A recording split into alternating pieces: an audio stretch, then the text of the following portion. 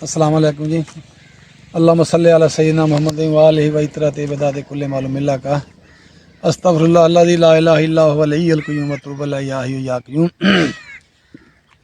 ਤੁਹਾਡਾ ਭਰਾ ਜਵੇਦ ਇਕਬਾਲ ਚੱਠਾ ਪੰਜਾਬੀ ਸਾਂਝਾਂ ਤੋਂ ਅੱਜ ਅਸੀਂ ਆਪਣੇ ਪਿੰਡ ਵਿੱਚ ਹੀ ਉਸ ਜਗ੍ਹਾ ਤੇ ਆਏ ਹਾਂ ਜਿਹਨੂੰ ਸ਼ਹਿਰ ਖਮੋਸ਼ਾਂ ਕਹਿੰਦੇ ਨੇ।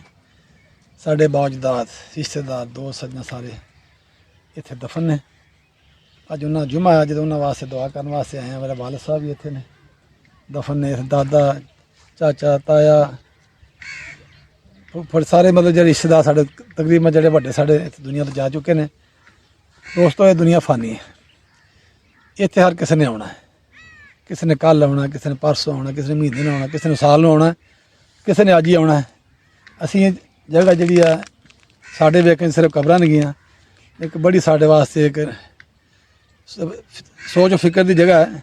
ਅਸੀਂ ਕੀ ਕਰਦੇ ਫਿਰਨੇ ਹਾਂ, ਸਾਡਾ ਮਕਾਮ ਕੀ ਹੈ, ਛੋਟੀ ਢੇਰੀ। ਅਤੇ ਯਾਰ ਦੋਸਤੋ, ਇਹਦਾ ਵੀ ਬੰਦੋਬਸਤ ਕਰੀਏ ਆਪਾਂ। ਕੁਛ ਨਹੀਂ ਅਸੀਂ ਖੱਟਿਆ, ਜ਼ਿੰਦਗੀ ਸਾਰੀ ਲੰਘਾ ਛੜੀਏ। ਅਸੀਂ ਆਖਿਰਤ ਵਾਸਤੇ ਕੁਝ ਨਹੀਂ ਕੀਤਾ। ਇਹਨਾਂ ਵਾਸਤੇ ਸਿਰਫ ਹੁਣ ਜਿਸ ਤਰ੍ਹਾਂ ਦੇ ਨੇ ਮੁਰਦੇ ਮੋਇਆਂ ਦੇ ਬਸ ਇਹ ਉਸ ਤਰ੍ਹਾਂ ਹੀ ਪਏ ਨੇ।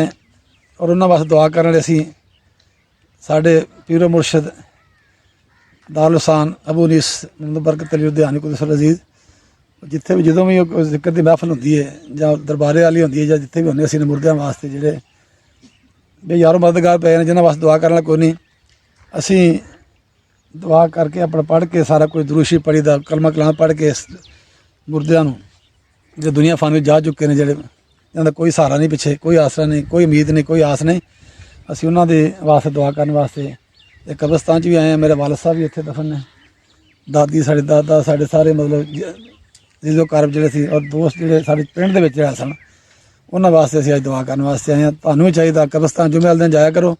ਸਾਰੇ ਦੋਸਤਾਂ ਨੂੰ ਮੈਂ ਰਿਕੁਐਸਟ ਕਰਨਾ ਕਿ ਇਹ ਕੋਈ ਅਸੀਂ ਕੋਈ ਕਰ ਸਕਦੇ ਇਹਨਾਂ ਵਾਸਤੇ, ਅਤੇ ਪਿੱਛੋਂ ਦੁਆ ਕਰ ਸਕਦੇ ਪੜ੍ਹ ਕੇ, ਬਸ ਹੀ। ਹੋਰ ਅਸੀਂ ਕੁਝ ਨਹੀਂ ਕਰ ਸਕਦੇ ਇਹਨਾਂ ਵਾਸਤੇ।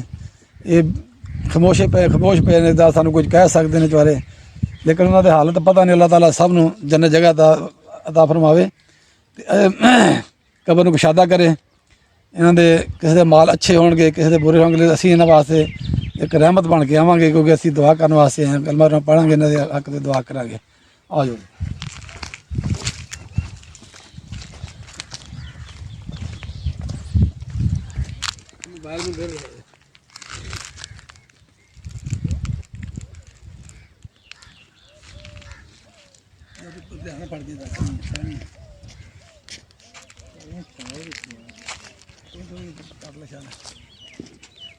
ਇੱਧਰ ਮਾਰੀ ਤੁਸੀਂ ਨਾ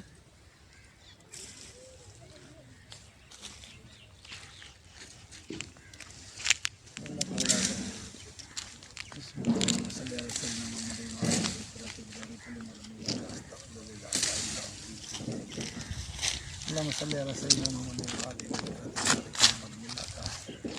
استغفر الله لا اله الا هو ولي الصالحين ولا يا حي يا قيوم एक एक रख दे, को फुकी रख दे है।